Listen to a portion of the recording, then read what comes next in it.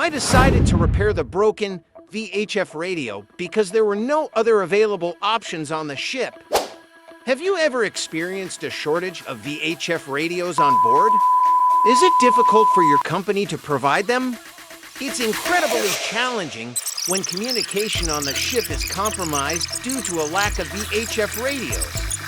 Sometimes, this can even lead to misunderstandings and accidents at work.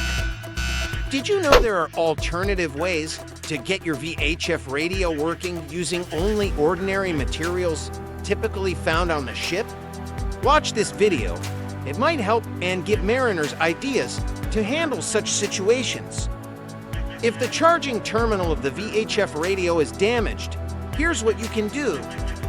First, create a modified terminal using a fastener. Choose a gold-colored one to make it look like a real terminal. Use a puncher to create a circular shape that will replace the terminal conductor.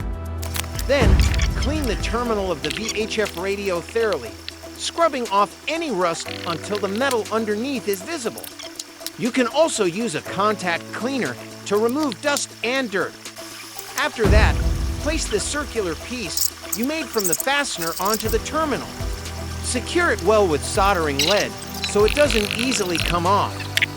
Once it's attached, test the radio to see if it charges properly. Just like what we've done here, we've successfully repaired it. The radio is now charging, and the power supply is restored. Isn't that great? If you think this video helped and provided useful information, don't forget to like and share it with others, and follow or subscribe for more of our upcoming videos. Thank you, and God bless us all.